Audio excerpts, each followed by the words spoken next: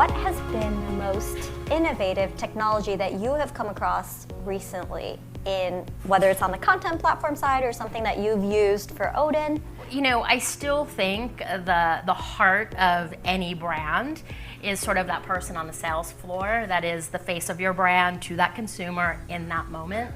And so what really interests me at this point, because I think there's so much great technology on the front end, but it's sort of the invisible technology on the back end, making the supply chain more efficient, taking platforms like Acuity that takes POS information and makes it actionable so that you can project the right quantities for launches or know what the ramifications are for out of stock or how staffing affects your sales. Where I think technology is really taking over right now to help the beauty industry is connecting all the points so that you do have this, as you were saying, sort of seamless, invisible environment. And I think what everyone's realizing is, online really isn't completely killing retail. Retail's there, it has a point of purpose. Now retail really is becoming the place where people want to create these social moments so that there really is kind of that showrooming effect, or you can kind of have an experience. But I think it really speaks more to the fact that millennials and Gen Z are shopping all the time. So they're shopping at home, they're shopping online, they're shopping in retail. They might go see something in the store and decide to go purchase it later. So how do you use technology to connect those points so that you're not really losing out, and that every single time a brand's communicating with somebody, you're connecting it seamlessly? And I think that's where the technology really comes into play.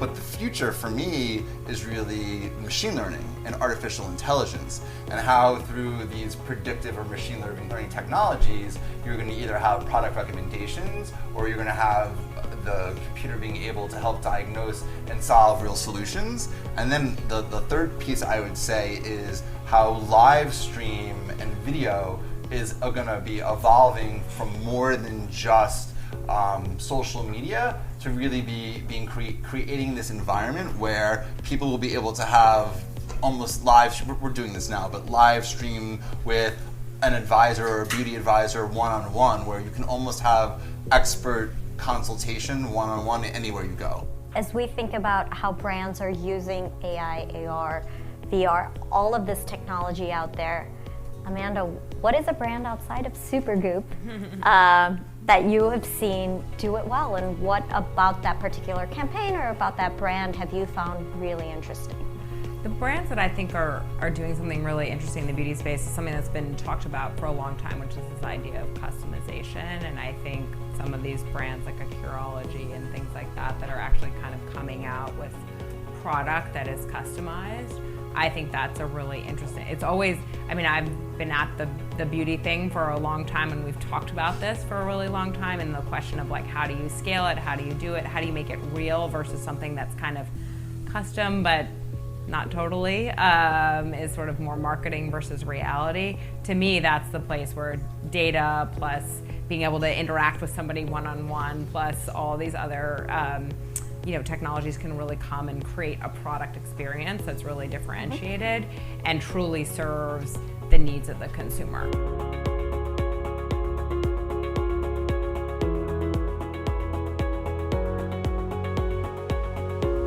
We look at the claims that are being made by brands, whether it's on the packaging and advertising, whatever. And so we look at not just the consumer perception, but also the scientific data. And when we're looking through that, we're realizing that with better technology and better formulation over the years, these products are making claims that would actually, if you made them, would make the product, a skincare product, a drug, or a device, a medical device, which opens up a whole door of regulatory issues. So the key is, when you're talking about a skincare product, to talk about how it affects the appearance of the skin. But I think it is an interesting trade-off you make when you're formulating. Yes. It's like, again, delivering the best possible product for the consumer. To me, that's what you got to do, and then you got to work through how can I communicate that and know that the product on its own has got to stand for something and drive a certain level of efficacy.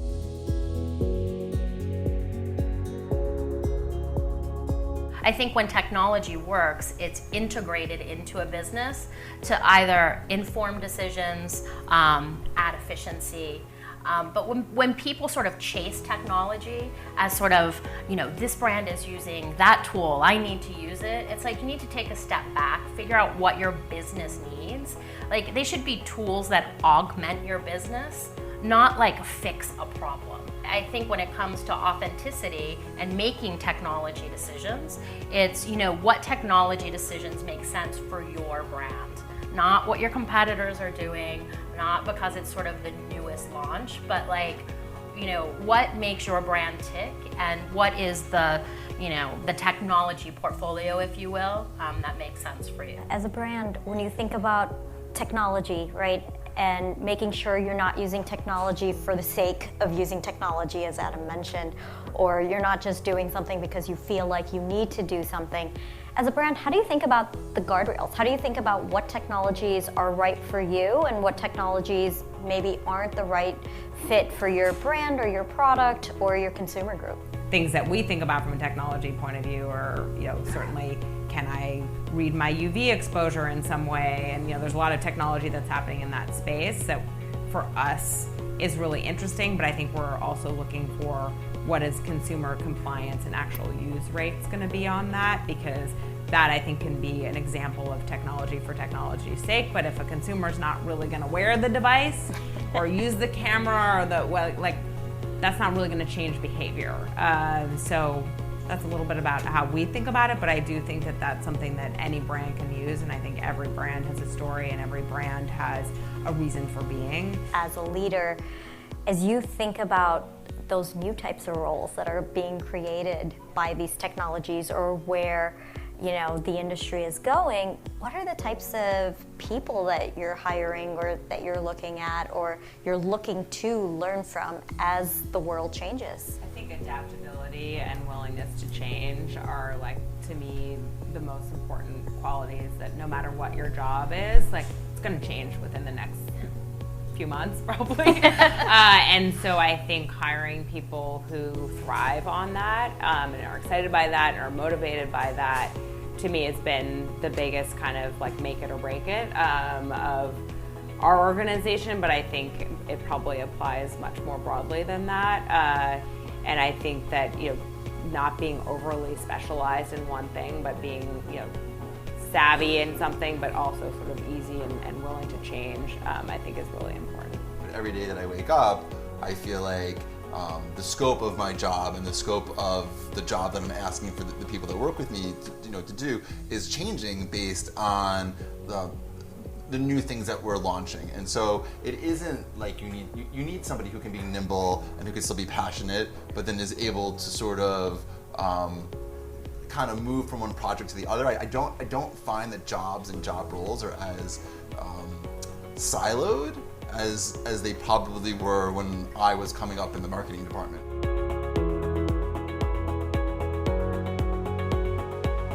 Really be comfortable hiring people that are going to make really great decisions about how to leverage some of this technology in a way that you might not even see.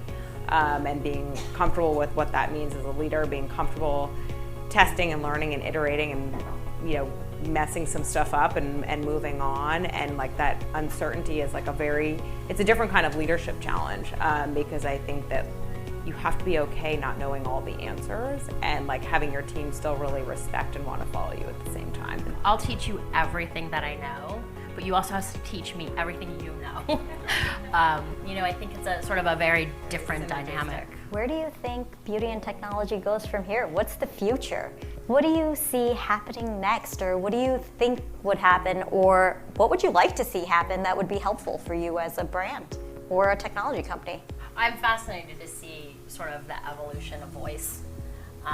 So both from sort of a search mechanism, but also, I think influencers are sort of a huge deal on Instagram now, but, podcasts are really growing in popularity. So I think there's going to be this whole new crop of sort of audio influencers. So I'm really sort of interested in sort of how voice evolves things. Yeah, I think the big thing is really what you and I were talking about earlier with the efficacy of products and what kind of claims can we make, and can we push that line so that when you're making the truthful claims, it's not really a drug claim, and kind of getting closer to that. And there has been a little bit of movement, in terms of the FDA, but not a lot. And so that's a trend I would like to see, because the products really are so much better than they were even 5 years ago. There's a huge difference.